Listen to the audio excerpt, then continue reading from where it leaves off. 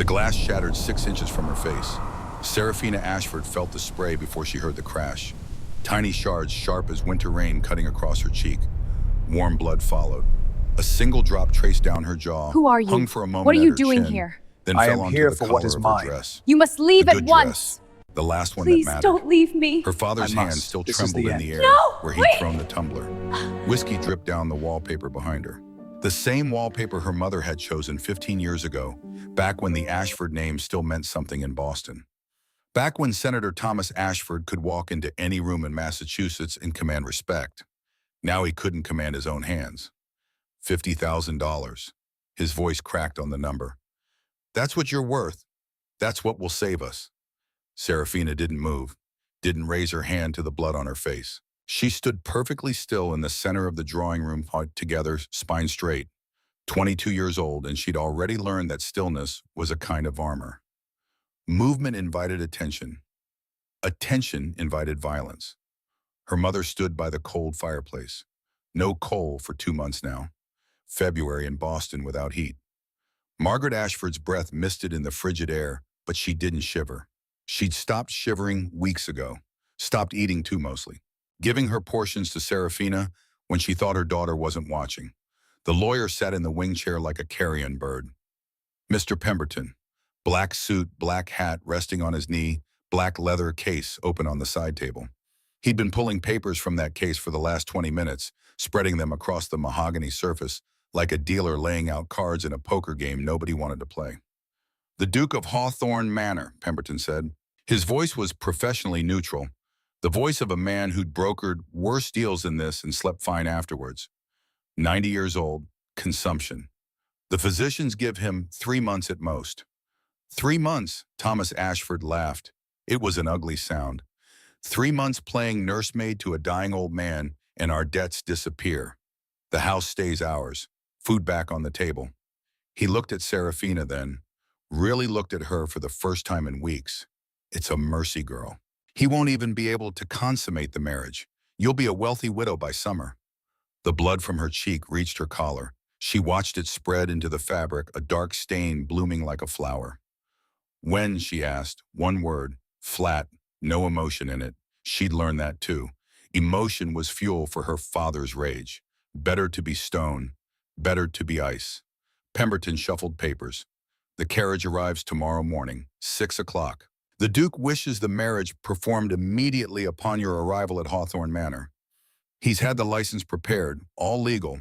The contract is quite generous. Generous, Margaret Ashford spoke for the first time. Her voice was barely a whisper. You're selling our daughter. I'm saving this family. Thomas surged to his feet. The whiskey bottle on the floor beside his chair tipped and rolled. Empty. The third one today. Do you want to starve in the street? Do you want to watch them drag our furniture onto the lawn? The bank takes possession in 2 weeks, Margaret. 2 weeks. This is the only way. There must be another. There is no other way. The shout echoed in the barren room. Most of the furniture was already gone, sold piece by piece over the last year. The piano, the silver, the paintings, everything that could be converted to cash had been. What remained were the bones of a house picked clean. Serafina touched her cheek. Her fingers came away red. I'll do it, she said.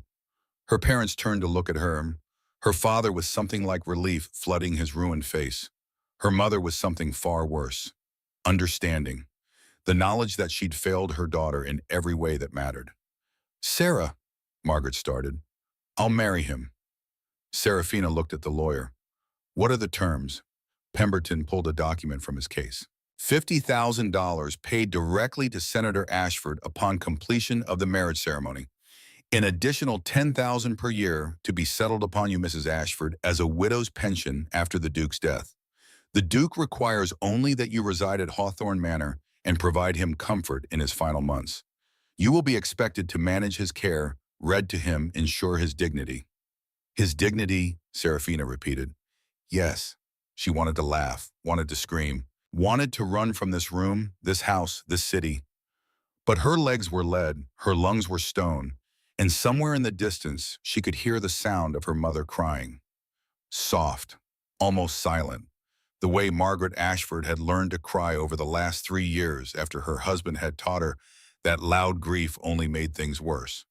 "Where is Hawthorne Manor?" Serafina asked. "Western Massachusetts, the Berkshire Mountains, remote. The Duke values his privacy." Of course he did. What 90-year-old dying man wanted the world watching him waste away? Serafina looked at her father. At the broken man slumped back in his chair, already reaching for another bottle hidden behind the cushion. Senator Thomas Ashford, once the most promising politician in New England. 3 terms in the state Senate. Friends in Washington. A future that had stretched out golden before him. Until the investments went bad, until the loans came due. Until the gambling debts piled so high that even his political connections couldn't save him. "I'll need time to pack," Serafina said. "There's no time." Pemberton stood gathering his papers with efficient movements. "The Duke is quite insistent. You leave at first light. Bring only what you can carry in one case. Everything else will be provided." One case. 22 years of life reduced to whatever could fit in a single leather case. Pemberton moved toward the door, then paused. Turned back. For just a moment, something flickered in his expression. Not quite sympathy, maybe recognition. The acknowledgement that he was party to something cruel.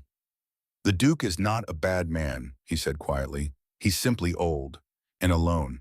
You will be treated with respect." Then he was gone. The front door closed with a sound like a coffin lid. Serafina stood in the center of the room. Her father had already opened the new bottle. Her mother had sunk into a chair, face buried in her hands. Outside, February rain began to fall. It tapped against the windows with patient fingers. Relentless. Indifferent. The way time itself was indifferent to the small tragedies of small people in small rooms. Serafina touched the blood on her collar.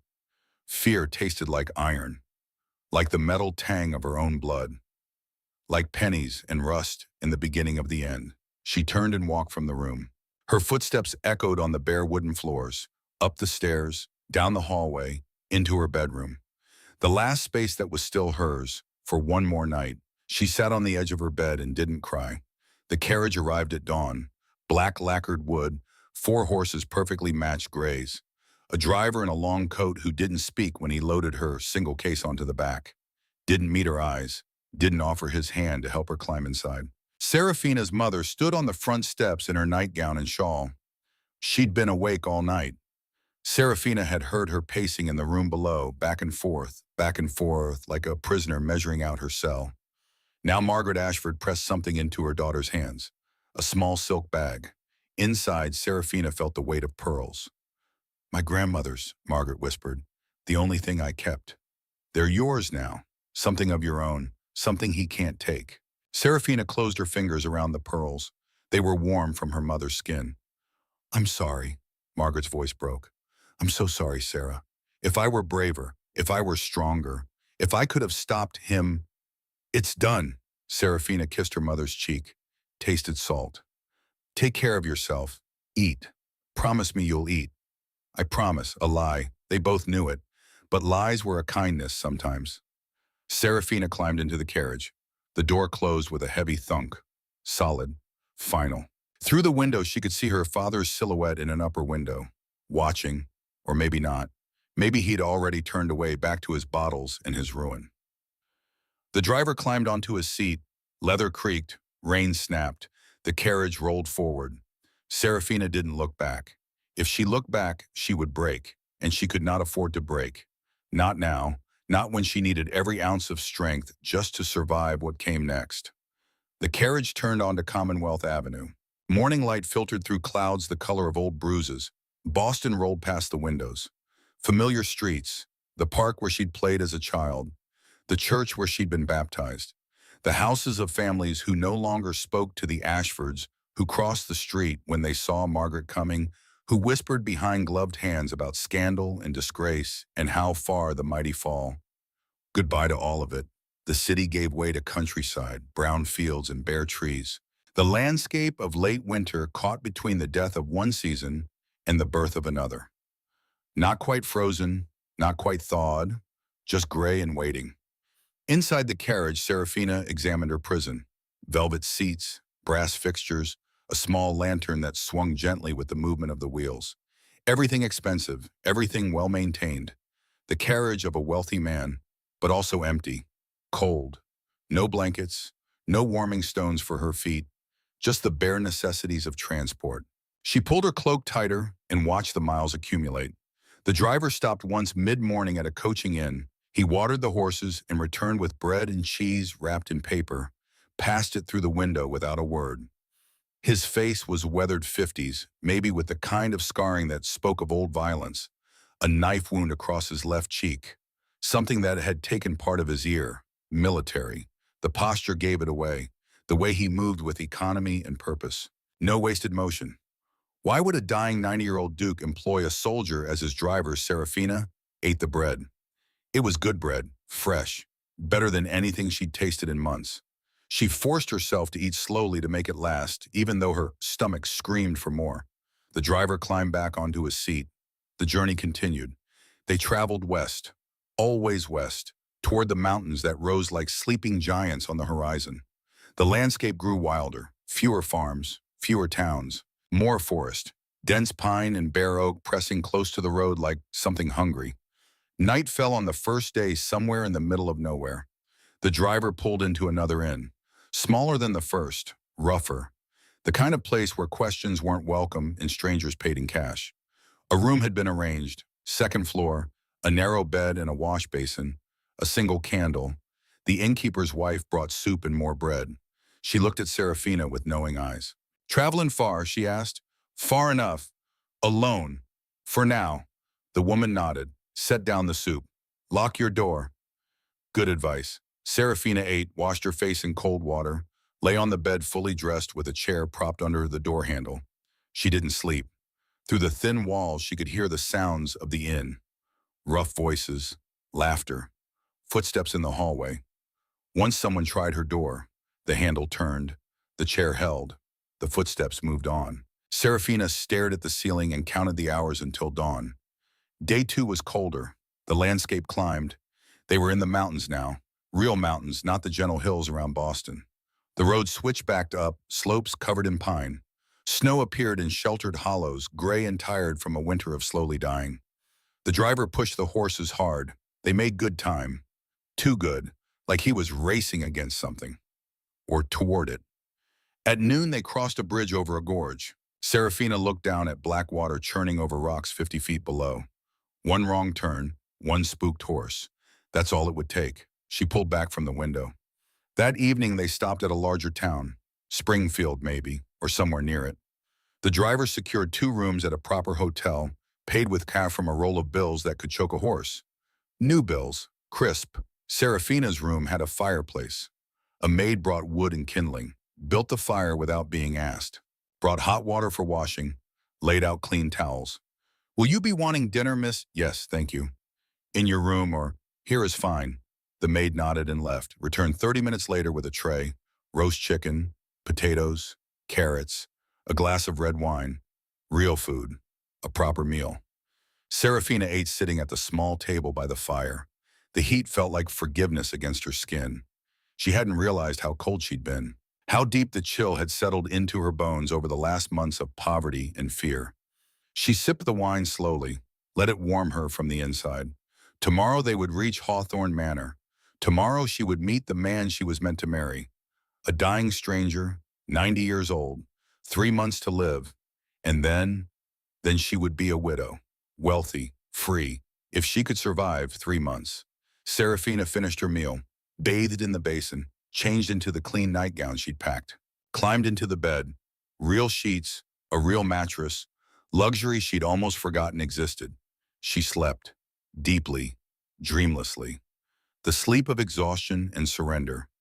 Day 3 brought them into wilderness. The road narrowed, became more dirt than stone. The trees pressed closer, blocking out the sky. They saw no one. No other travelers, no farms, no signs of human habitation at all.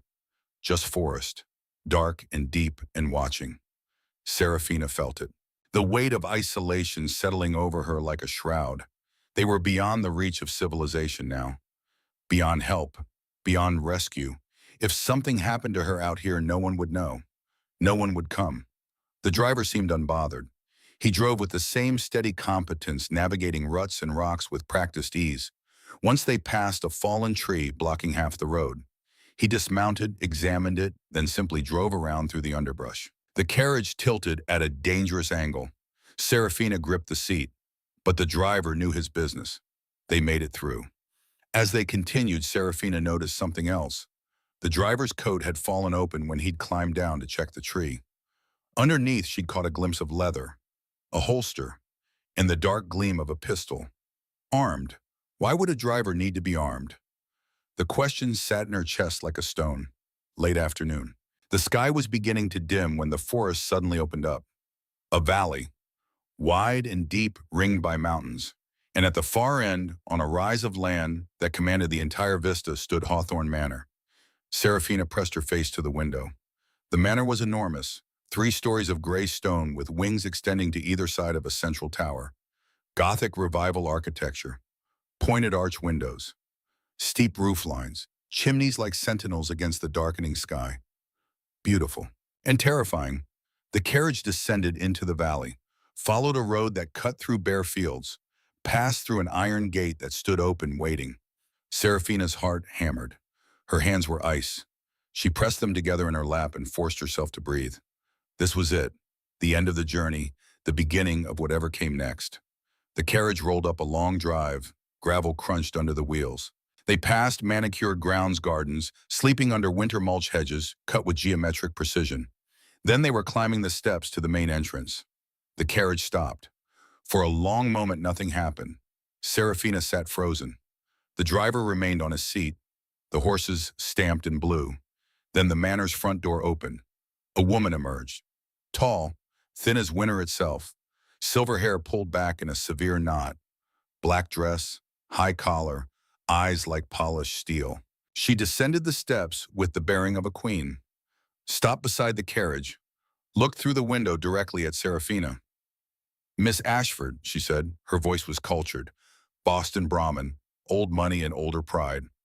"I am Octavia Hawthorne. Welcome to Hawthorne Manor." No warmth in the words, just statement. Fact. The driver finally moved, climbed down, opened Serafina's door, offered his hand. Serafina took it. His grip was strong, calloused, the hand of a soldier, not a servant. Her feet touched gravel. The air was bitter cold. Wind cut across the valley like a blade. It carried the smell of pine and stone and something else, something old. Octavia Hawthorne studied her with those steel gray eyes, a long, assessing look, reading Serafina like a balance sheet, calculating worth, finding her perhaps barely adequate. "You're younger than I expected," Octavia said finally. "I'm 22. Young, Octavia turned toward the manor. "Come, your rooms are prepared. The wedding is tomorrow afternoon." Tomorrow, not even a night to settle, to prepare, to understand where she was or what was expected. Tomorrow. Serafina followed Octavia up the steps, through the massive oak doors, into Hawthorne Manor. The entry hall was cathedral-like, 2 stories high. A grand staircase swept upwards, splitting at a landing, before continuing to the 2nd floor in twin curves. Dark wood paneling, portraits on the walls, faces from centuries past watching with painted eyes. Candles burned in sconces, dozens of them. The light was golden but cold. It didn't seem to reach the corners where shadows pooled like water. "The manor has been in the Hawthorne family for 6 generations," Octavia said as she led Serafina toward the stairs. "We value tradition, privacy, discretion." Serafina's footsteps echoed on marble. She tried to take in everything at once. The wealth, the age, the crushing weight of history pressing down from the walls. They climbed the stairs, turned left, down a hallway lined with more portraits, more candles, more watching eyes. Octavia stopped at a door, opened it, stepped asimem. "Your rooms." Serafina entered, a suite, sitting room, bedroom, and a small dressing chamber visible through an open door. Fireplace burning, furniture that probably cost more than her family's entire house. A 4-poster bed with heavy curtains. Rugs thick enough to sink into. Luxury, prison. "A maid will attend you," Octavia said from the doorway. "Her name is Lily. She will help you prepare for tomorrow. Dinner will be sent up. The Duke does not receive guests." "I understand. Do you—" Octavia's gaze was sharp. "I wonder." She pulled the door closed. Serafina heard the unmistakable sound of a key turning in a lock. She was locked in. Serafina crossed to the door, tried the handle. It didn't budge. Her breath came faster. The room suddenly felt smaller, the walls closer, locked in, like a prisoner, like property. She pressed her forehead against the door and fought the urge to scream. The maid arrived an hour later. The lock clicked. The door opened. A young woman entered carrying a tray. Mid-20s, brown hair, nervous eyes that wouldn't quite meet Serafina's. "Miss Ashford," she said quietly, "I'm Lily. I've brought your dinner." She set the tray on a small table by the fire. Soup, bread, wine, good food again, as if they were trying to fatten her up for slaughter. Serafina watched Lily move around the room. Efficient, practiced, the movements of someone who had served in this house for years. "How long have you worked here?" Serafina asked. Lily paused. "6 months, miss." "Do you like it?" A longer pause. "It's a position." Careful words. The answer of someone who'd learned that honesty was dangerous. "And the Duke," Serafina pressed. "What is he like?" Lily's hands stilled on the tray. She looked at Serafina for the first time. Really looked. And what Serafina saw in those eyes was fear. "I've never seen him, miss." "Never, no one has, not for 10 years. He stays in the East Wing. Mrs. Hawthorne tends to him. No one else is allowed." 10 years. The Duke of Hawthorne had been a recluse for 10 years. "Is he truly 90? Serafina asked. "That's what they say." "And dying?" "I don't know, miss. I'm sorry. I only know what Mrs. Hawthorne tells us." Lily finished with the tray, turned to leave. At the door she hesitated. "Miss Ashford?" "Yes." "Lock your door at night from the inside. The key is on your side." Then she was gone. The door closed. Serafina heard her footsteps retreating down the hall. Lock your door. The same advice the innkeeper's wife had given. Serafina ate her dinner mechanically. The soup was excellent. She didn't taste it. After she explored her rooms more carefully, looking for what she wasn't sure, evidence, clues, anything that might tell her what she'd walked into. The furniture was old but well maintained. The bed linens were fine. The curtains were heavy velvet blocking out the night. In the dressing chamber, she found gowns hanging. Several of them, expensive, new, all in her size. They'd been prepared, waiting. How long had this been planned? Serafina tried the windows. They opened, but outside was a sheer drop. 3 stories to the ground, no ledges, no handholds, no escape that way. Not that she'd planned to escape. Where would she go?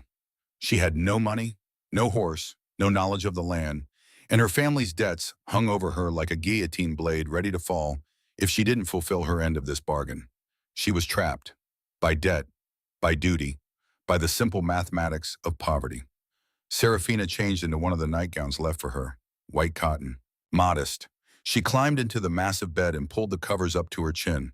The fire crackled, shadows danced on the walls. Somewhere in this enormous house, a 90-year-old man was dying. Tomorrow she would marry him, spend 3 months nursing him toward death. And then what freedom? Or had she simply traded one prison for another? Sleep came eventually. Fitful and thin, Serafina dreamed of locked doors and watching eyes, of her mother's face growing thinner, of her father's hand throwing glass, of blood on her collar spreading like ink and water. She woke before dawn. Gray light filtered through gaps in the curtains. Her wedding day. They came for her at noon. Lily and another maid, older, silent. They brought the dress, white silk, simple lines, beautiful and impersonal as a shroud. They dressed her without speaking, pulled her hair back, pinned it with clips that felt like little teeth, applied rouge to her lips, powder to her cheeks, making her presentable, making her pretty, making her into a bride. Serafina stared at herself in the mirror. The woman looking back was a stranger, pale, hollow-eyed, dressed for a wedding or a funeral, maybe both. "It's time," Lily whispered. They led her downstairs, through hallways she hadn't seen, past more portraits, more closed doors, more silence. The house felt empty, as if the walls themselves were holding their breath. They arrived at a small chapel. Serafina had seen it from her window. A separate building connected to the manor by a covered walkway. Stone. Gothic. Old enough to have seen generations of Hawthorns wed and buried. The door stood open. Inside, candles burned. Dozens of them, maybe hundreds, their flames perfectly still in the windless air. The pews were empty except for one figure in the front row. Octavia Hawthorne, watching, waiting. At the altar stood a priest, old, nervous-looking. He clutched a prayer book like a shield, and beside the priest, the Duke. Serafina's breath stopped. He was cloaked, head to toe in black, heavy fabric that concealed his form completely. A hood shadowed his face, and over the lower half of his face, a black mask, smooth, featureless, like something from a plague doctor's nightmares. He leaned heavily on a cane. His breathing was audible even from the doorway, ragged, wet, the breathing of a man whose lungs were drowning. This was what she'd bought with her father's waitress, this hollow figure, this dying shadow. Lily touched her arm gently. Miss Serafina made her feet move. One step, another, down the aisle between empty pews. She climbed the 2 steps to the altar, stood beside the cloaked figure. Up close she could smell him. Not the smell of sickness she'd expected, something else. Fabric, old wool, and underneath something clean. Soap, sandalwood. The priest cleared his throat. Dearly beloved, he began, his voice shook. We are gathered here. The words washed over Serafina. She heard them distantly, as if from underwater. The ritual phrases, the ancient promises, till death do us part. Death was already here, standing beside her, breathing its wet, rasping breath. Do you, Serafina Ashford, take this man to be your lawfully wedded husband? She opened her mouth, closed it, looked at the masked figure beside her. He didn't move, didn't react. Just stood there, a monument to mortality. I will, she heard herself say. The priest turned to the Duke. And do you? He stopped. The Duke had straightened. It was subtle at first, just a slight change in posture, the hunched shoulders pulling back, the bowed head lifting. The cane fell. It hit the stone floor with a sharp crack that echoed through the chapel. The Duke's hands rose to his mask. Strong hands, steady hands, not the hands of a dying old man. The world slowed. Serafina watched those hands grip the edge of the mask, watched them pull. The mask came away. Time stopped. The face beneath was young, not 90, not 70, not even 40. 25 maybe, 30 at most. Strong jaw, high cheekbones, dark hair swept back from a face that would have been beautiful if not for the hardness in it. The kind of hardness that came from war, from violence, from years of living with death, and eyes. Storm-colored eyes, clear, sharp, intelligent, very much alive. He looked at Serafina, held her gaze. When he spoke, his voice was deep, steady. Nothing like the dying rasp she'd expected. My name was Alexander Sterling Hawthorne, he said. After what happened, I took a new name. I go by Dominic now. I am 25 years old. And you, Miss Ashford, are now my wife. The chapel went silent. Serafina stared. Her mind couldn't process what she was seeing. Couldn't reconcile the dying old man with this young, vital stranger. What? She managed. Dominic reached for her hand. She jerked back. Don't touch me. Her voice came out hard, venomous, all the fear and confusion and rage of the last 4 days crystallizing into 2 words. You lied. Yes. You bought me under false pretenses. Yes. I was told I was marrying a dying old man. You were told what you needed to be told. The sheer audacity of it, the calm acknowledgement, as if deceit were just another business transaction. Serafina's hand moved before her brain caught up. She slapped him. The crack of palm against cheek rang through the chapel like a gunshot. Dominic's head snapped to the side. A red mark bloomed on his jaw. He didn't raise a hand to it, didn't flinch, just slowly turned his head back to face her. You had every right, he said quietly. I have more than that. Serafina's voice shook with fury. I have grounds to annul this farce. No, you don't. And the contract was based on deception. The contract was for you to marry the Duke of Hawthorne Manor. That's what you did. The marriage is legal, consummated or not. Those storm-colored eyes were steady on hers. The papers are filed. The money has been transferred to your father. As of this moment, Miss Ashford, you are the Duchess of Hawthorne, and there is nothing you can do to change that. The trap closed. Serafina felt it like jaws snapping shut. She looked at Octavia. The old woman sat motionless in the front pew, not surprised, not shocked. She'd known. Of course she'd known. This whole thing had been planned. The priest had backed away, still clutching his prayer book. His face was white. "I don't understand," Serafina said. Her voice sounded small now, lost. "Why? Why did this?" Dominic was silent for a long moment. Then he gestured toward a side door. "Walk with me," he said. "I'll explain. I know what you want, but what you need is the truth, and I'm offering it." His gaze held hers. "Please." That final word. "Please." It wasn't a command, it was a request. Serafina looked at the chapel door, at freedom. She could run, try to make it back to Boston, tell her father to tear up the check that the marriage was invalid. Except it wasn't invalid. Dominic was right about that. The contract had been carefully worded, and the law was the law. She was trapped. "Fine," she said. "Explain." Dominic picked up his discarded cane, offered his arm. Serafina ignored it, walked toward the side door with her head high and her hands clenched into fists. Behind her, she heard Octavia's voice, soft and satisfied. "Welcome to the family, my dear." The words followed Serafina like a curse as she stepped out of the chapel and into whatever fresh nightmare awaited. The side door led to a covered walkway. Stone pillars, bare vines climbing the walls dead from winter. Through the arched openings, Serafina could see the manor grounds stretching away into gray afternoon light. Dominic walked beside her, not touching, maintaining a careful distance. His footsteps were measured, soldier precise, the gait of a man trained to move with purpose. They reached the main house. He led her through a servant's entrance down a narrow corridor, then up a back staircase, avoiding the main halls, avoiding witnesses. Finally, he stopped at a heavy oak door, pulled a key from his pocket, unlocked it. "My study," he said. Inside was a room that spoke of secrets. Maps covered one entire wall, not decorative, working maps. Massachusetts, New York, Pennsylvania, marked with pins and notations in careful handwriting. A large desk dominated the center, its surface covered with papers.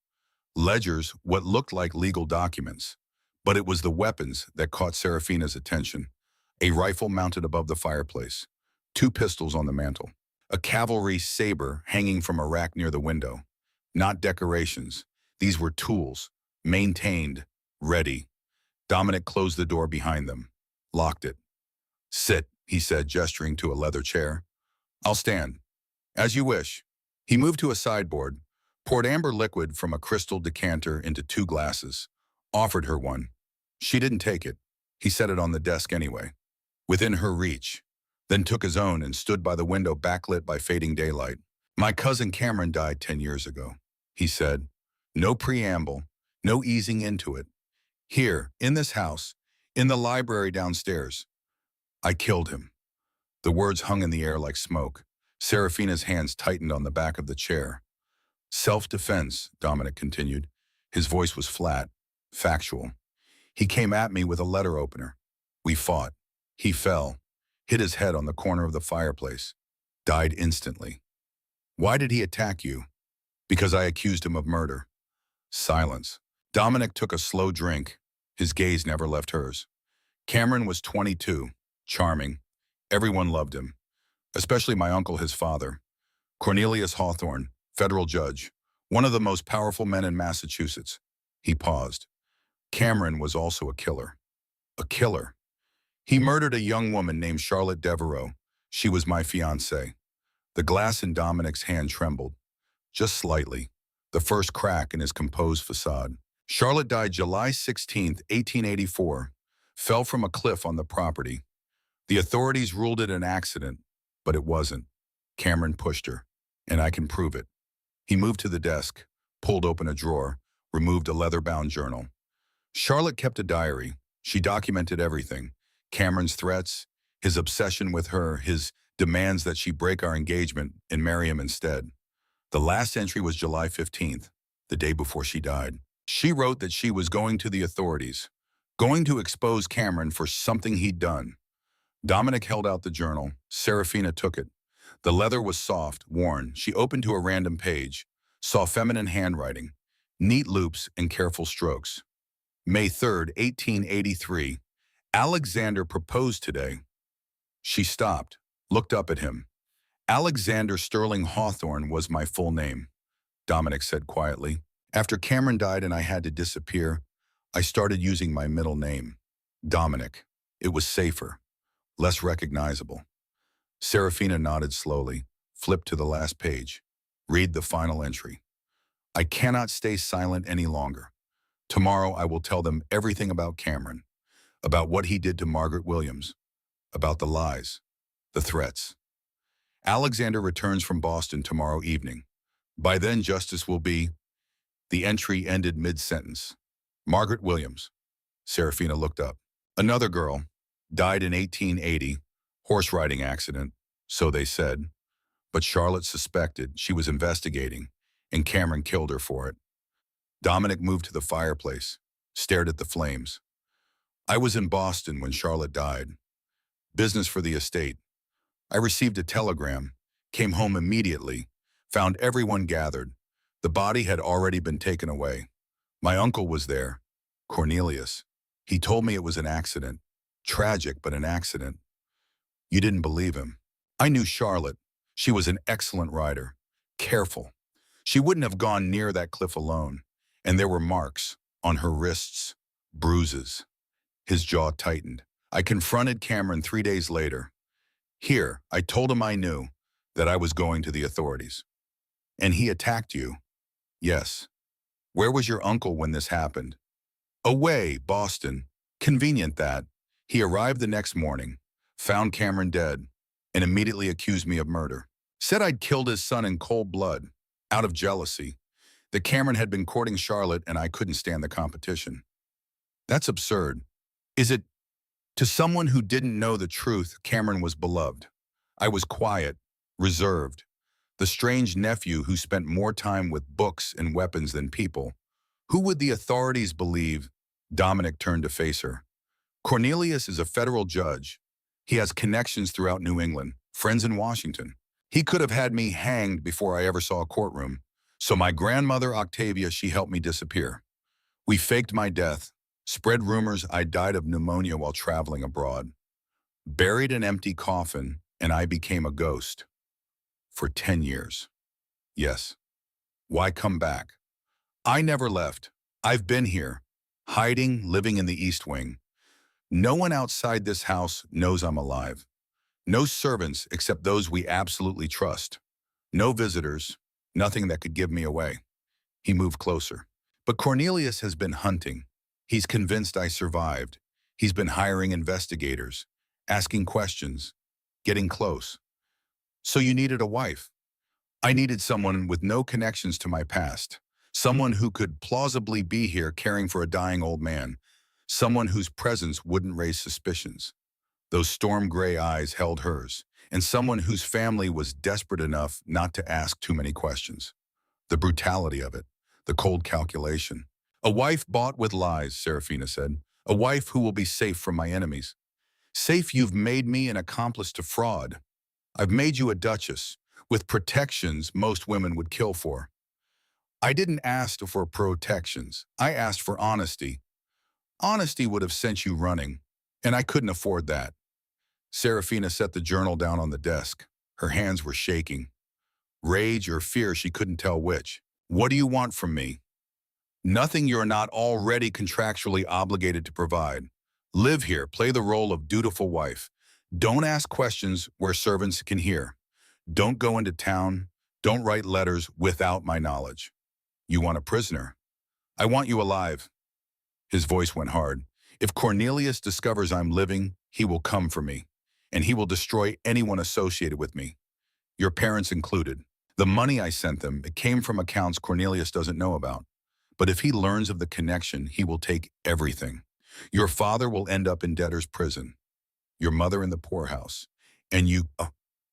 He stopped, drew breath. You would be collateral damage in a war you didn't start. The weight of it settled over Serafina like a burial shroud. This is madness. This is survival. She looked at him, really looked, past the anger, past the deception. What she saw was exhaustion, deep, bone-weary, the kind that came from years of hiding, years of looking over your shoulder, years of being afraid. You could run, she said. Go west, leave the country, disappear for real. And abandon my family's legacy, hand everything to Cornelius, let him win. He's already won, you're trapped here, living like a fugitive in your own home. For now, Dominic moved to the desk, picked up a folder. But I'm building a case, evidence, witnesses. Proof that Cameron was a killer. Proof that Cornelius covered it up. When I have enough, I'll go public. Clear my name. Take back my life. How long will that take? I don't know. A year. Maybe two. And until then, I'm supposed to just wait playhouse. Unless you have a better suggestion. Serafina wanted to scream, wanted to throw something, wanted to walk out of this room, this house, this entire cursed situation. But her mother's face flashed through her mind, thin, pale, starving herself to save her daughter. And her father, broken, drunk, but trying in his own failed way to keep them from the streets. The money Dominic had sent them was their salvation, $50,000, more than enough to pay every debt, secure their future. If Serafina walked away now, Cornelius would take it all back, and her family would die, slowly, painfully, crushed under the weight of debts they could never repay. I need time to think, she said. Take all the time you need, but the marriage stands. That part is done. I could go to the authorities myself, tell them you're alive. You could. Dominic's expression didn't change. And Cornelius would have me arrested within hours. His word against mine. A restricted federal judge against a man accused of murdering his own cousin. Who do you think they'd believe? I have Charlotte's journal, which proves nothing without corroborating evidence. And I have that evidence locked away where no one can find it. Checkmate. Serafina picked up the glass of whiskey he'd poured earlier, drank it in one swallow. The burn was clean, sharp. It cleared her head. I want access to everything, she said. All your evidence, all your plans. If I'm going to be part of this, I'm not going to be kept in the dark. Dominic studied her. Why? Because I'm a good investigator, better than you might think. And because I need to know if you're telling the truth, if Cameron really was a killer, if you really acted in self-defense, or if this is all just an elaborate lie to cover up murder. You think I'm lying? I think I've been lied to enough. I want proof. A slow smile crossed Dominic's face, the first genuine emotion she'd seen from him. You're not what I expected, he said. What did you expect? A frightened girl who'd do whatever you told her? Yes, then you bought the wrong woman. The smile widened. Perhaps I bought exactly the right one. The first week was ice. Dominic kept to the east wing, Serafina to the west. They saw each other at dinner, and only because Octavia insisted. The meals were formal, silent, served in a dining room that could seat 40 but held only 3. Octavia at the head of the table, Dominic to her right, Serafina to her left. They ate with silver that had been in the family for 6 generations, off plates worth more than most people earned in a year. While servants moved like shadows around the edges of the room pouring wine, removing plates, never meeting anyone's eyes. Conversation was minimal. How are you settling in? Octavia asked on the second night. Well enough, Serafina said. The rooms are comfortable. Yes. If you need anything, I'll ask. Silence returned, forks on porcelain, wine in crystal, the fire crackling. Dominic didn't speak at all. He ate mechanically, his mind clearly elsewhere. Sometimes Serafina caught him staring at nothing, jaw tight, lost in whatever dark thoughts haunted him. After dinner, he would disappear. Back to the East Wing, to his study and his maps and his obsessive collection of evidence. Serafina was left to her own devices.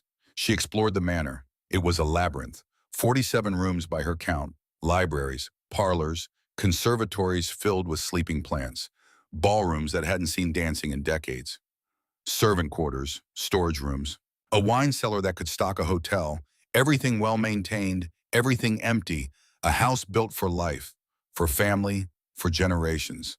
Now just a mausoleum. She found the main library on the third day. 3 stories of books, floor to ceiling, leather bindings and gilt titles, the smell of old paper and older knowledge. She could lose herself here, and she did. Reading became her escape. Philosophy, history, poetry, anything to fill the hours. Anything to keep her mind from circling back to the same questions. What am I doing here? How long can this last? What happens when it all falls apart? Lily brought her meals. They rarely spoke. The girl seemed afraid. Of what Serafina wasn't sure. The house, Octavia, Dominic, maybe all three. On the fifth night, Serafina heard sounds from the corridor outside her rooms. Footsteps. Heavy, soldier precise. Then voices. Low, urgent. She moved to the door. Pressed her ear against the wood. Getting too close. 3 more inquiries this week alone. That was Dominic's voice. Another voice responded. Male. Older. We can't keep this hidden forever. We don't need forever, just long enough. And the girl paused. What about her? Does she suspect? She knows what I've told her. Nothing more. Can you trust her? Longer pause. I don't know yet. The voices moved away. Serafina stood frozen at the door. They were talking about her, and Dominic didn't trust her. Fair enough. She didn't trust him either. But it stung nonetheless. She pulled away from the door, sat on the edge of her bed, stared at the fire. This was her life now, married to a stranger, living in a prison disguised as a palace, surrounded by secrets she was only beginning to understand, and utterly, completely alone. The second week, Lily began to talk. It started small, comments about the weather, questions about Boston, safe topics, but Serafina listened, and she learned. Lily had been at the manor for 6 months, hired through an agency in Springfield. She'd been told the Duke was elderly, bedridden, that she'd be working under the Dowager Duchess's supervision. She'd never been told about Dominic. I saw him once, Lily whispered while helping Serafina dress. About 3 months ago. Late at night, I was bringing fresh linens to the East Wing and I heard voices. A door was open, just a crack. I looked inside. And he was there, at a desk with another man. They were looking at papers, maps. The other man was older, serious looking. They were arguing about something. Did they see you? No, I left before they could, but I've been nervous ever since. What if Mrs. Hawthorne finds out I saw? Why would she care? Lily's eyes went wide. Because seeing him is forbidden. We're not supposed to know he exists. The ones who do know, the driver, the cook, the groundskeeper, they've all been here for years. They're family, trusted. But the rest of us, she lowered her voice even further, we're kept in the dark, and the ones who ask questions don't last long. What happens to them? They're dismissed, given generous severance, sent away with enough money to keep quiet. But there's always the implication, the understanding.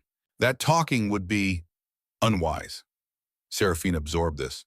The man you saw with Dominic, what did he look like? Tall, late 20s, maybe 30, brown hair, expensive suit. He carried himself like a lawyer or a banker, someone educated. Marcus Brennan, had to be, the lawyer Dominic had mentioned. Does he come often? Every week, always at night. He arrives after dark and leaves before dawn. Mrs. Hawthorne receives him personally. So there was an entire operation running underneath the surface, a network, people coming and going, evidence being gathered, plans being made. And Serafina was supposedly part of this. The wife, the cover story. But she was kept as ignorant as the servants. The realization hardened something in her chest. If Dominic wanted her cooperation, he would have to earn it. And that meant giving her the truth. All of it. The confrontation came on the 10th night. Serafina couldn't sleep. Too many thoughts. Too many questions. She rose, put on a robe, left her rooms. The manor at night was a different creature.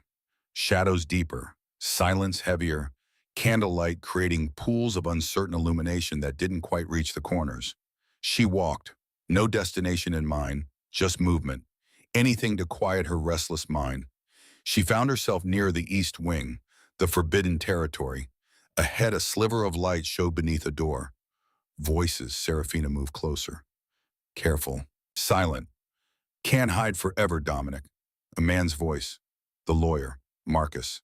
I'm not hiding, I'm preparing. You've been preparing for 10 years. People are asking questions. Cornelius is getting desperate. That makes him dangerous. Let him be dangerous. I'm ready. Are you ready to watch everyone you care about burn when he strikes? Pause. What are you suggesting? Come forward, now. Present what evidence you have. Force a trial. At least then you'd have the protection of the courts. The same courts Cornelius controls. His friends are judges, prosecutors, police chiefs. The moment I surface, I'm dead. Then we find judges he doesn't control. We go to Washington if we have to. The Attorney General would require ironclad proof, which I don't have yet. You have Charlotte's journal, Cameron's diary, which could be dismissed as fabrications. I need more witnesses, financial records, something that ties Cornelius directly to the cover-up. And if you never find it, if you spend the rest of your life hiding, then I spend it hiding. Silence. Then Marcus spoke again, quieter. What about her, your wife? Serafina's breath caught. What about her? Does she know everything? She knows what she needs to, which is what exactly? That I'm accused of murder, that my uncle wants me dead. That staying here keeps her safe. And the rest, Charlotte Cameron's other victims, the fact that you're planning to go to war with a federal judge, she doesn't need to know that. She's your wife, Dominic. She deserves to be kept out of this. The more she knows, the more danger she's in. If Cornelius ever gets his hands on her, the less she can tell him, the better. You're using her as a shield. I'm protecting her. There's a difference. Yes, but Marcus's voice held doubt. I hope you're right, because if this goes wrong, she'll pay for your mistakes. Serafina had heard enough. She stepped away from the door, moved quickly back down the hallway. Her heart hammered. Her hands were ice. He was still lying to her, still keeping secrets, still treating her like a pawn in whatever game he was playing. She reached her rooms, closed the door, locked it. Then she sat at the small writing desk and pulled out paper and pen. If Dominic wouldn't give her the truth, she'd find it herself. The library became her battlefield. Serafina spent hours there, reading everything she could find about the Hawthorne family, about Cameron, about the deaths of Charlotte Devereaux and Margaret Williams. The newspapers from 1884 were stored in the basement archives. She convinced the groundskeeper to help her access them, claiming she was interested in the family history. July 17th, 1884. Tragedy at Hawthorne Manor. Miss Charlotte Devereaux, age 23, found dead at the base of Raven's Cliff. Authorities rule accidental fall. The article was brief, respectful. It mentioned Charlotte's engagement to young Alexander Hawthorne, nephew of Judge Cornelius Hawthorne. Mentioned her family, her beauty, her promising future. Cut short. Serafina read it 3 times, looking for something, anything that didn't fit. Then she found it. A smaller article. Page 6. Easy to miss. Stable hand reports seeing Miss Devereaux walking toward the cliffs in the company of another individual at approximately 2 p.m. on the day of her death. Identity of companion unknown. Companion. Charlotte hadn't been alone. Serafina searched for follow-up articles. Found nothing. The story died after 2 days, replaced by other news, other tragedies, as if someone had made sure it died. She went back further, found the articles about Margaret Williams. Horse riding fatality. Miss Margaret Williams, 21, thrown from horse during morning ride. Death ruled accidental. Same pattern, initial coverage, then silence. No investigation, no questions, just quick closure. Convenient. Serafina made notes, dates, names, inconsistencies. She was building her own case, because if Dominic was telling the truth, she needed to prove it, and if he was lying, she needed to know. On the 14th night, she found what she was looking for. It was tucked into a book, A History of Massachusetts Families. The volume was heavy, leather-bound, probably hadn't been opened in years, but when Serafina pulled it from the shelf, a piece of paper fluttered out. A note, handwritten, feminine script. If you want the truth, search the 3rd shelf from the window. Blue leather journal. O.H. Octavia Hawthorne. The Dowager Duchess had left this for her. Serafina's pulse quickened. She looked at the shelves, found the 3rd one from the tall, arched window, scanned the spines. There. Blue leather, no title, smaller than the others, hidden between 2 massive law books. She pulled it free, opened it. The first page bore a name in elegant script. Charlotte Devereaux, private diary. This was it, Charlotte's journal. The one Dominic had shown her had been a copy, transcribed, edited perhaps, but this was the original. Serafina's hands shook as she turned the pages. May, 1881. Met Alexander Sterling at the governor's ball. He smiled at me across the room and I felt my heart stop. Mother says he's very eligible. I say he's the most beautiful man I've ever seen. August 1882. Alexander proposed, we'll marry next spring. I've never been happier. He's gentle and kind and he looks at me like I'm the only woman in the world. January 1883. Cameron Sterling called today, Alexander's cousin. There's something about him that unsettles me. The way he watches me, like I'm something to be owned. Alexander says I'm imagining it, but I'm not. The entries continued. Serafina read faster. April 1883. Cameron cornered me in the conservatory. He said Alexander isn't worthy of me, that the eldest son should have the finest things, that I should break the engagement and marry him instead. I refused. He grabbed my wrist, left bruises. I told Alexander. They had a terrible fight. June 1883. Alexander has gone to Boston on business. Cameron comes to the house every day now. He brings gifts, flowers, jewelry. I refuse them. He's becoming insistent, aggressive. Mother is frightened. She's written to Alexander to come home. July 1883. Cameron threatened me today. He said if I tell anyone about his affections, he'll ruin Alexander's reputation. He knows things, secrets, business dealings that could destroy the family name. I don't know what to do. The entries grew darker, more desperate. January 1884. I've been investigating, quietly. Cameron was courting another girl last year, Margaret Williams. She rejected him. A month later, she died. Horse riding accident. But her sister told me Margaret was an excellent rider, that she'd never have taken that jump alone, that someone must have spooked the horse. March 1884. I found letters. In Cameron's room, he wrote to Margaret, obsessive letters, declaring his love, demanding she leave her fiancé. The last one was dated the day before she died. If I cannot have you, no one will. May 1884. Cameron knows I've been investigating. He's watching me, following me. I'm afraid to be alone. Alexander wants me to move up the wedding, but I can't. Not until I have proof. Not until I can make sure Cameron faces justice. July 15th, 1884. The last entry. Serafina read it slowly. Every word. I cannot stay silent any longer. I have evidence now. Letters. A witness who saw Cameron near the cliffs the day Margaret died. Tomorrow I will take everything to the authorities. Cameron will be arrested, and Alexander and I will finally be free to marry without this shadow over us. Alexander returns from Boston tomorrow evening. By then justice will be served. I can only hope. The entry ended, ink trailing off, as if Charlotte had been interrupted. The next day she was dead. Serafina closed the journal. Her hands were shaking. This was real. Cameron had killed before, and Charlotte had discovered it. So he'd killed her too. And Dominic Alexander had come home to find his fiancée dead. Had confronted his cousin. Had fought. Had survived. The story checked out, which meant Dominic was telling the truth. He wasn't a murderer hiding from justice. He was a survivor hiding from injustice. The weight of that realization settled over Serafina like snow. She'd been so focused on protecting herself, on staying detached, on treating this as a transaction. But it wasn't a transaction. It was a war, and Dominic was fighting it alone. No, not anymore. Serafina stood, clutched the journal to her chest. She knew what she had to do. She had to find Dominic, had to tell him what she'd found, had to offer him something he clearly needed, an ally. She left the library, moved through the dark halls, toward the east wing, toward the light under his door. She didn't knock, just opened it. Dominic looked up from his desk. Surprise flickered across his face. I found Charlotte's journal, Serafina said.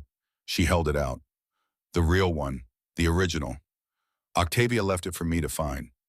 Dominic stood slowly, took the journal, opened it. His eyes scanned the pages. When he looked up again, his expression had changed, guard lowered, walls cracking. You believe me now, he said. It wasn't a question. Yes. Why? Because Charlotte's words are true, I can feel it. And because I'm tired of fighting the wrong war. Dominic set the journal on the desk, looked at her for a long moment. I'm sorry, he said quietly. For lying, for using you, for putting you in danger without your full knowledge.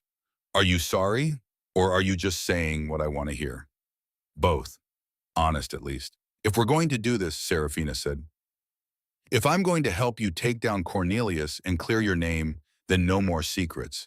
I need to know everything, every detail, every plan, every risk. Agreed. And I'm not just the decorative wife. I investigate. I contribute. I'm your partner in this. Agreed. Good.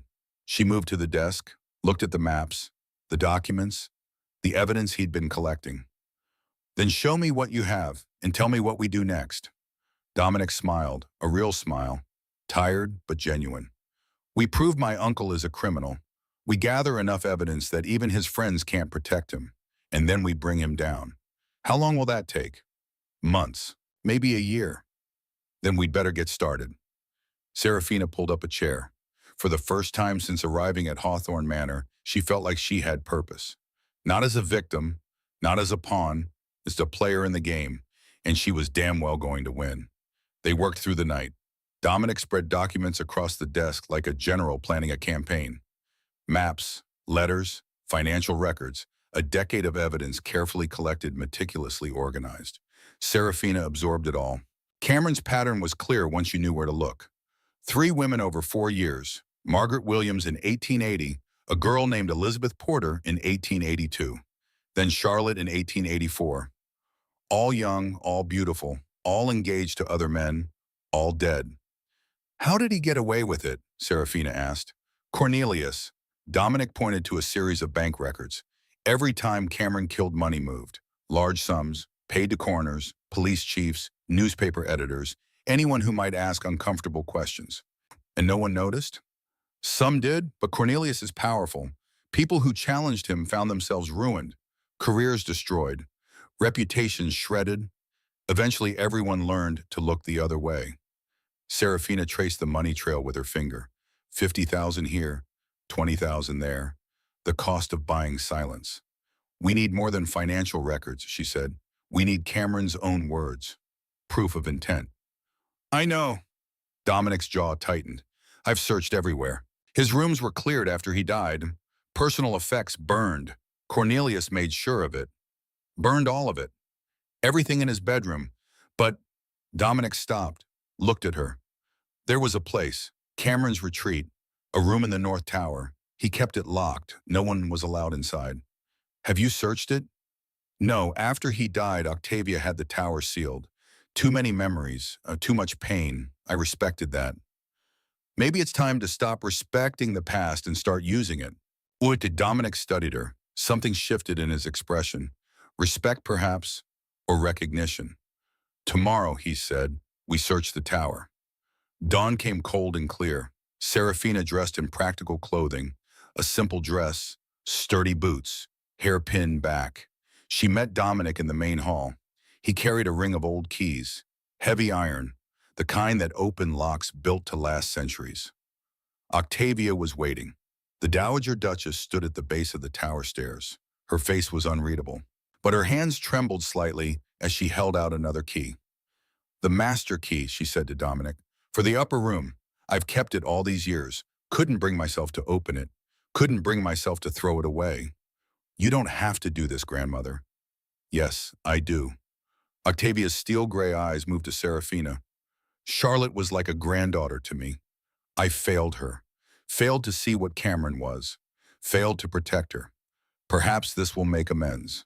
She pressed the key into Dominic's palm, then turned and walked away. Her footsteps echoed on marble, steady but somehow diminished. Serafina and Dominic climbed. The tower stairs were narrow, steep. Dust lay thick on every surface. No one had been here in 10 years. They passed the second floor, then the third. The stairs continued, tighter, darker.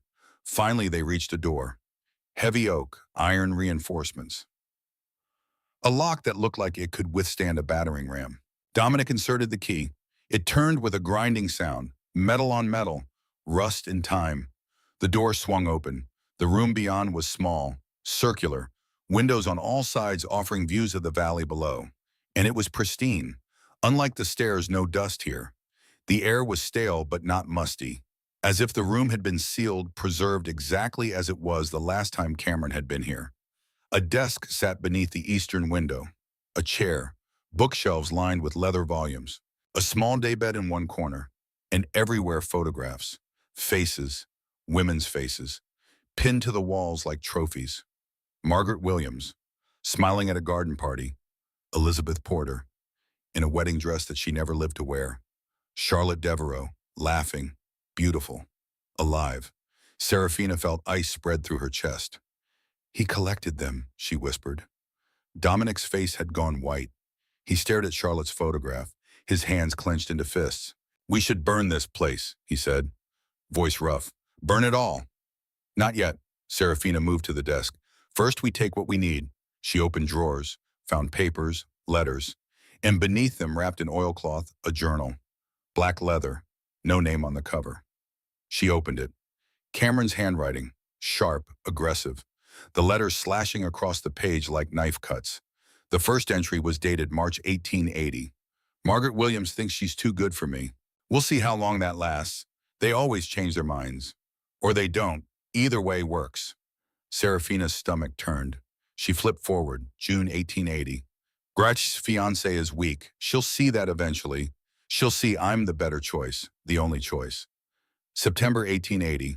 She refused me again today, called me unsuitable. Me, unsuitable. She'll regret those words. They always do. October 1880. It's decided if I can't have her, no one will. The cliffs are perfect, remote. Accidents happen there all the time. October 15th, 1880. Margaret is dead. The fall was messy but effective. Father has already paid the necessary people. It's over. She's over. And I feel nothing. Serafina's hands shook. She forced herself to keep reading. The pattern repeated. Elizabeth Porter, pursued, rejected, killed. Then Charlotte. Pages and pages about Charlotte. Obsessive, deranged. Alexander doesn't deserve her. He's weak, soft. Charlotte needs a real man. She needs me. I've tried everything. Gifts, promises, threats. Nothing works. She's stubborn, foolish. She'll learn. She's been asking questions about Margaret, about Elizabeth. She's too clever for her own good. I'll have to deal with that. July 14th, 1884. Tomorrow. She's planning to go to the authorities tomorrow. I can't let that happen. The cliffs worked twice. They'll work again. July 16th, 1884. Charlotte is dead. Pushed her myself. Watched her fall. Screaming all the way down. Father will clean this up like he did the others, and Alexander will never know I was there. The room spun. Serafina sat down hard in the chair. The journal fell from her hands onto the desk. Dominic picked it up.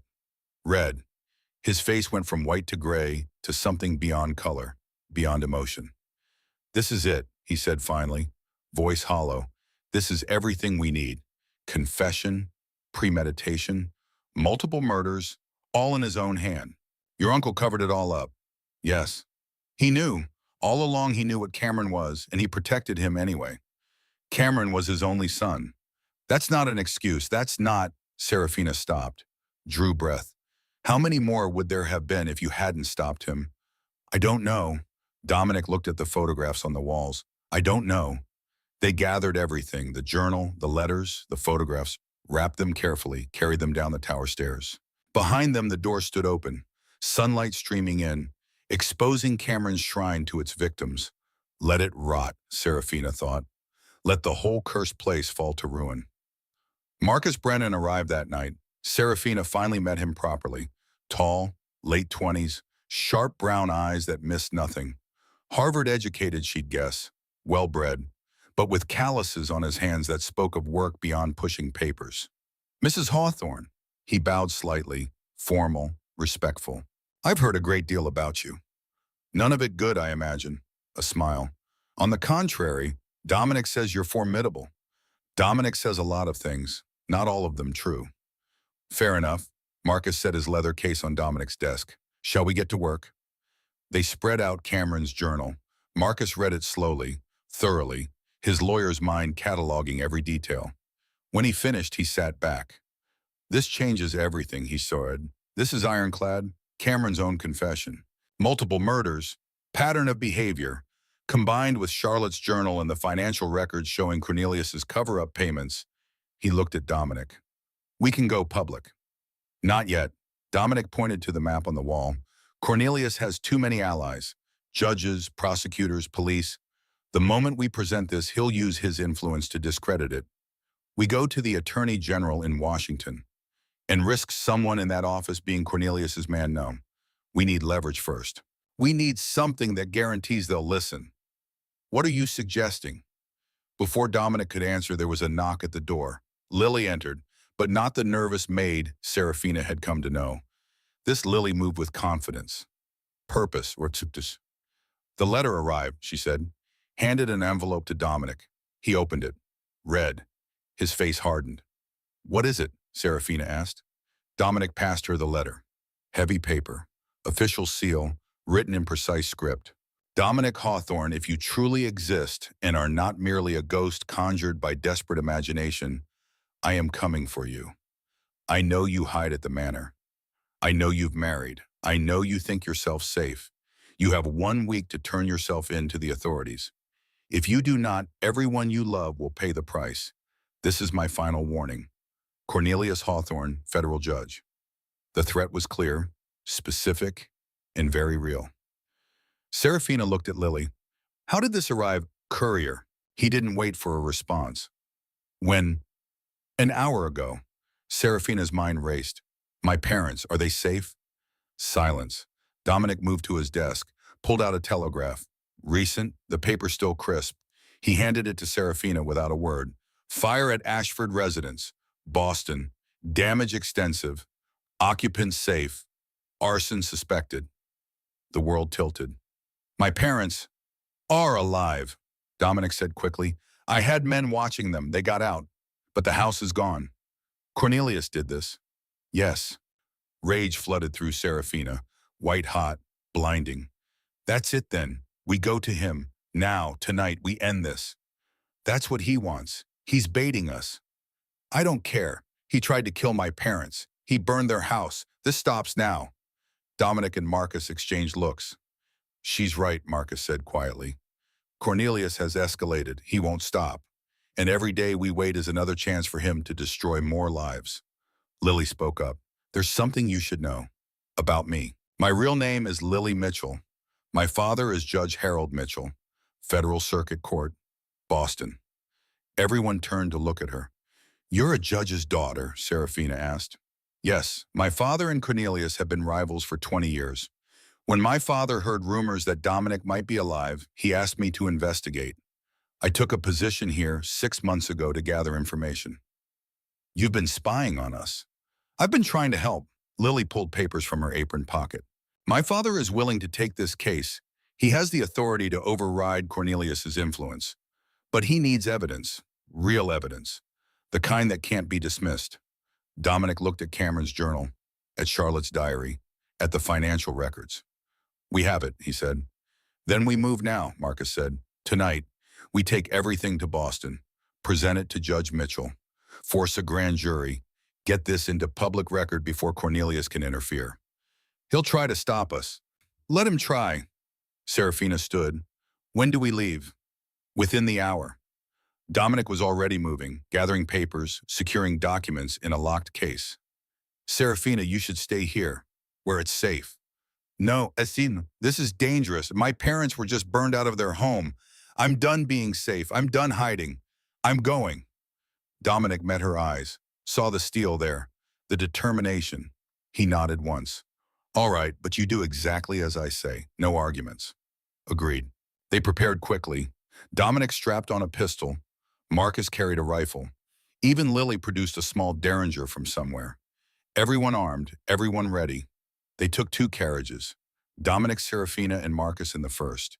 Lily and the driver, a former soldier, Dominic trusted in the second. The night was moonless, black, the kind of dark where anything could be waiting. They rode hard, racing through the mountains, down into the valley, toward Boston, toward confrontation.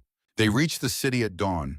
Boston was waking, smoke from chimneys, merchants opening shops, normal people living normal lives. unaware that justice was about to be served, or war was about to begin. Marcus directed them to a townhouse in Beacon Hill, Judge Mitchell's residence. They climbed the steps. Marcus knocked. A butler answered, recognized Marcus, admitted them without question. Inside, they were led to a study. Judge Harold Mitchell stood by the window. 60s, silver hair, sharp eyes that had seen decades of courtroom battles. He turned as they entered. His gaze settled on Dominic. So, the ghost is real? Yes, sir. And you claim you're innocent of murdering Cameron Hawthorne. I claim self-defense, which I can prove. Show me. They laid it all out. Cameron's journal, Charlotte's diary, financial records, witness statements, photographs, everything. Judge Mitchell read for an hour, didn't speak, didn't interrupt, just absorbed every word.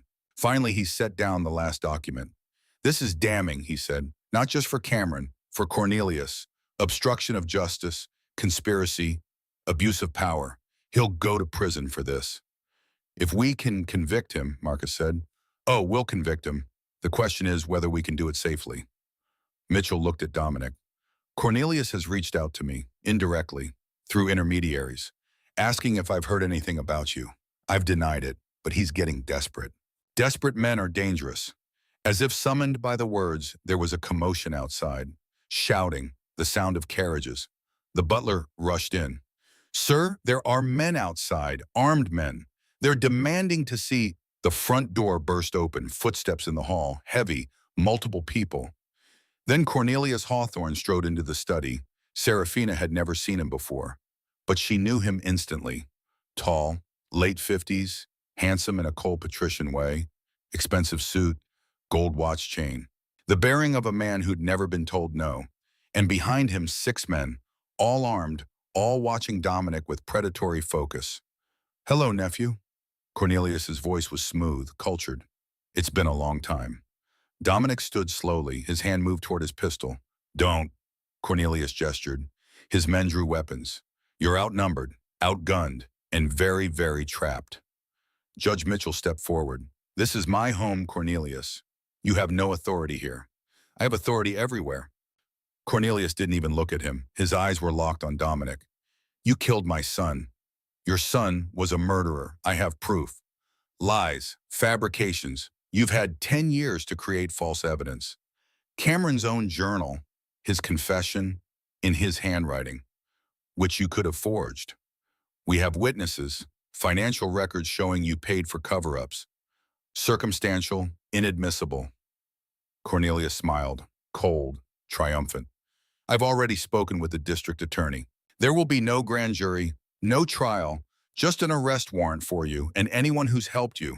He looked at Serafina, including your charming wife. Fear spiked through her chest, but she didn't flinch, didn't look away. You can't arrest us all, she said. Can't I conspiracy, obstruction, harboring a fugitive? I have grounds for all of it. Not in my court, you don't. Judge Mitchell's voice was steel. I outrank you, Cornelius. Federal Circuit supersedes district. And I say there will be a grand jury, starting today. You have no jurisdiction.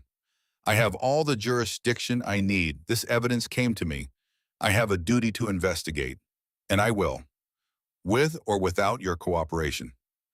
The two judges stared at each other, a battle of wills, decades of rivalry crystallizing into this single moment. Cornelius's smile faded. You're making a mistake, Harold. The only mistake would be letting you walk out of here. Gentlemen, Mitchell nodded to his own men, guards who'd appeared in doorways, armed, ready. Please escort Judge Hawthorne to a holding room while I review this evidence. You can't hold me, I'm a federal judge. You're a suspect in a criminal conspiracy, and until I determine otherwise, you'll wait like everyone else. Cornelius's face went red, then white. This isn't over. No, it's just beginning. Mitchell's guards moved forward. Cornelius's men hesitated, outnumbered now. Uncertain. Cornelius saw it, saw the shift, saw he'd lost this round. Stand down, he said to his men. Then to Mitchell, I'll have your seat for this. Get in line. There are a dozen people who want my seat. None of them will get it. Cornelius was led from the room. His men followed. The door closed. Silence. Serafina realized she'd been holding her breath. She released it slowly. Dominic's hand found hers, squeezed once. Reassurance or gratitude?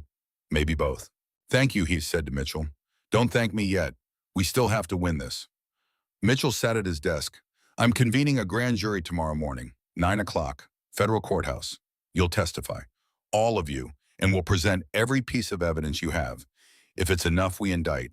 If not, it's enough, Marcus said. I hope you're right, because if we fail, Cornelius will destroy all of us. The grand jury convened in a courthouse built of marble and power. 23 citizens, drawn from across Massachusetts. Farmers, merchants, teachers, people who owed Cornelius nothing. People who could judge fairly. The proceedings took 6 hours. Serafina sat in the gallery, watched, listened. Marcus presented first, laying out the timeline, the victims, the pattern. Then came the evidence. Cameron's journal, read aloud, every horrifying word. Gasps from the jury. One woman covered her mouth. Charlotte's diary, her fear, her courage. Her final words before she died. Financial records, showing Cornelius's payments. Hundreds of thousands of dollars. Buying silence, buying complicity. Witness statements. The stable hand who'd seen Cameron was Charlotte. The doctor who'd noted bruises on Margaret Williams's body. The newspaper editor who'd been paid to kill the story. Finally, Dominic testified. He stood at the witness stand. Calm, clear, the bearing of a soldier on full display. Tell us what happened on July 19th, 1884, the prosecutor said. Dominic did, every detail. The confrontation, Cameron's attack, the fight, the fall. I didn't want him dead, Dominic said, voice steady but raw. He was my cousin. We grew up together, but he came at me with a letter opener. I defended myself, and he fell. What did you do after? I went to my grandmother, told her everything. She helped me disappear. We faked my death. Because we knew Cornelius would never allow the truth. He'd already covered up 3 murders. He wasn't going to let his son's legacy be destroyed, even if it meant destroying you. Yes, the jury watched, absorbed, believed, because it was the truth, raw, painful, real. The prosecutor turned to the jury. You've heard the evidence, you've seen the proof. Cameron Hawthorne was a serial killer. Cornelius Hawthorne covered it up, and Dominic Hawthorne survived. The question before you is simple. Is there sufficient evidence to indict Cornelius Hawthorne for conspiracy, obstruction of justice, and abuse of power? The jury deliberated for 45 minutes. When they returned, the foreman stood. We find sufficient evidence to indict on all charges. The courtroom erupted. Cornelius, who'd been forced to sit in the defendant's section, surged to his feet. This is a travesty, a mockery of justice. Sit down, Judge Hawthorne. Mitchell's voice cut through the chaos. Or I'll have you removed. You have no authority. I have all the authority, and you, sir, are under arrest. Marshals moved forward. Cornelius backed away, desperate now, cornered. My son was innocent. Your son was a monster, and you enabled him, protected him, helped him kill. Mitchell stood. You don't deserve the bench. You deserve a cell. The marshals took Cornelius by the arms. He struggled, shouted, but they were stronger. Trained. They led him from the courtroom in chains, the same chains he'd wanted for Dominic. Poetic justice. The gallery broke into applause, cheering, the kind of catharsis that came from watching the powerful fall. Serafina looked at Dominic, saw tears on his face. Silent, steady. 10 years. 10 years of hiding, of rash running, of living as a ghost. And now it was over. He was free. Outside the courthouse, reporters swarmed. Cameras flashed. Questions shouted. Dominic gave a brief statement. Justice delayed is not justice denied. Today, my truth prevailed. Charlotte Devereaux, Margaret Williams, Elizabeth Porter. They finally have justice, and I have my life back. Thank you. Short, simple, powerful. The crowd loved it. Serafina stood beside him, his wife, his partner, his ally in the war that had just been won. They walked down the courthouse steps together, into sunlight, into freedom, into the rest of their lives 6 months later. Spring had come to Hawthorne Manor. The grounds were transformed, gardens blooming, windows open, warm air replacing the cold that had gripped the place for so long. Inside, workers moved through halls once closed, renovating, restoring, bringing life back to rooms that had been dead for a decade. Serafina stood in the conservatory, one hand resting on her gently rounded belly. Early pregnancy, just beginning to show. She hadn't told Dominic right away, wanted to be certain, wanted to wait until the trial was over, until they were safe. But 2 months ago, she'd finally shared the news. He'd cried, lifted her gently, kissed her, promised their child everything. Safety, love, a world where justice actually existed. Now she watched him through the window, outside in the garden, directing workers, planning, building, creating something new from the ashes of the old. Footsteps behind her, Octavia appeared. The Dowager Duchess had softened in recent months. Still sharp, still formidable, but gentler, as if a weight had been lifted from her shoulders. "How are you feeling?" Octavia asked. "Wonderful, tired, happy." "Good." Octavia stood beside her, looked out at the garden, at Dominic. "He's different now, lighter. The ghosts are finally gone. Not gone, just put to rest." "Perhaps that's the same thing." Octavia touched Serafina's arm, gentle. "Thank you for saving him, for giving him a reason to fight. He saved himself. I just stood beside him." That's often how it works. They stood together in comfortable silence, watching the world renew itself.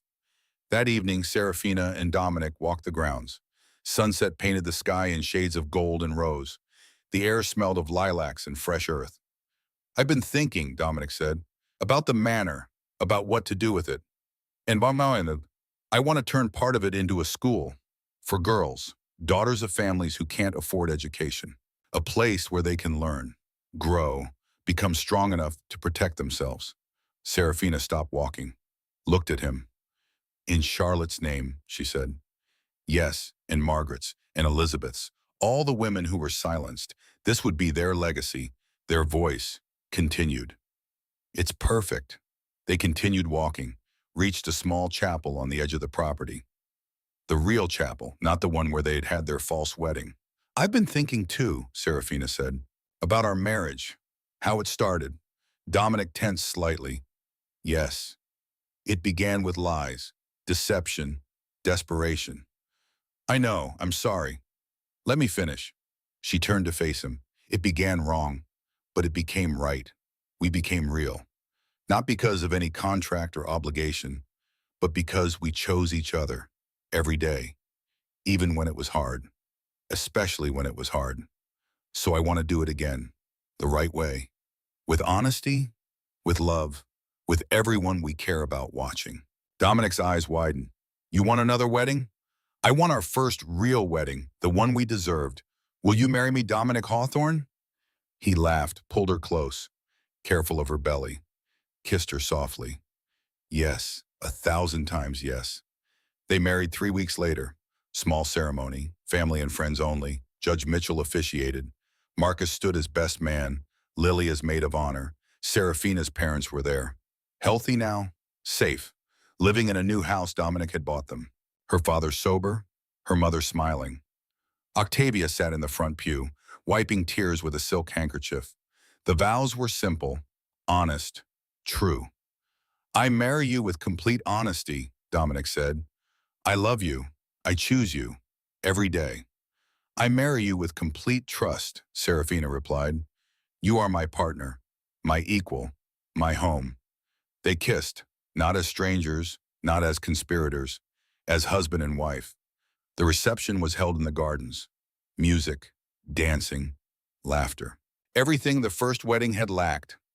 As the sun set, Serafina and Dominic slipped away, found a quiet corner of the grounds. "Are you happy?" he asked.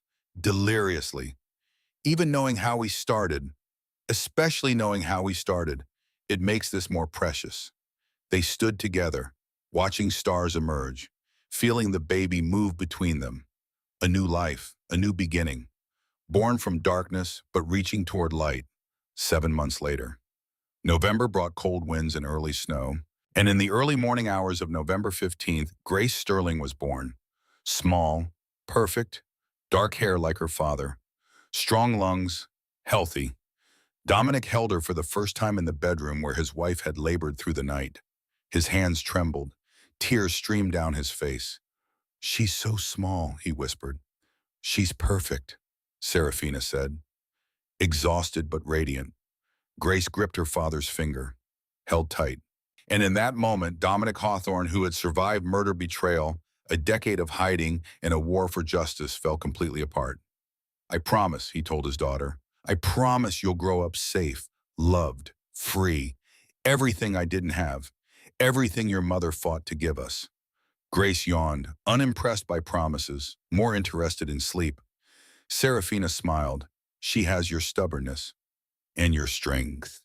"We'll see. She's only 2 hours old." Octavia entered quietly, looked at her great-granddaughter, at the family she'd helped save. "Charlotte would have loved this," she said softly.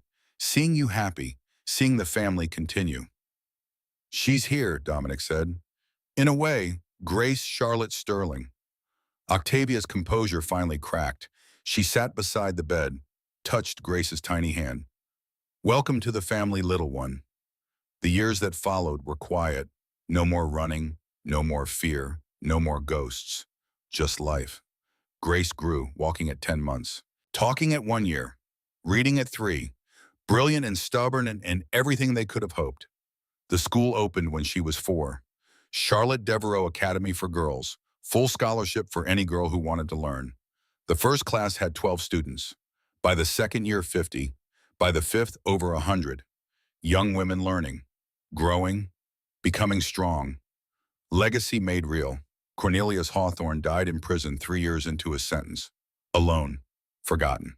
His name synonymous with corruption. No one mourned. Serafina's parents visited often. Her father stayed sober, found peace in his grandchildren. Yes, children. Grace had a brother by year 3, Thomas, named for his grandfather. A chance at redemption. Marcus Brennan married Lily Mitchell, continued fighting for justice, became one of the most respected lawyers in Massachusetts. Judge Mitchell lived to see his daughter happy, his legacy secure, his rival defeated. And Dominic became the man he was always meant to be. Not a ghost, not a fugitive, not a victim, a father, a husband, a steward of justice. He never forgot the darkness, the years of hiding, the cost of survival. But he also never let it define him. One evening, 10 years after the wedding, after Grace had gone to bed and Thomas was asleep in his crib, Serafina and Dominic sat in the library, fire crackling, books surrounding them, peace settling like snow. "Do you ever regret it?" she asked. "How we started?" "No, not even a little. Not even a little." He looked at her, those storm-colored eyes warm, alive. "You were sold to a dying man. I was a ghost buying his way to survival. Neither of us chose this, but we chose each other. Every day after. That's what matters. And if you could go back, change it, I wouldn't. Because every wrong turn led us here. To this, to Grace, to Thomas, to peace. To love. Yes, to love." They sat together, not speaking, not needing to. Outside, snow began to fall. Soft, quiet, covering the world in white. Inside, the fire burned, warm, safe. And in the silence, two people who had fought for justice, survived betrayal, and built a life from ashes simply existed. Together, free, finally completely home.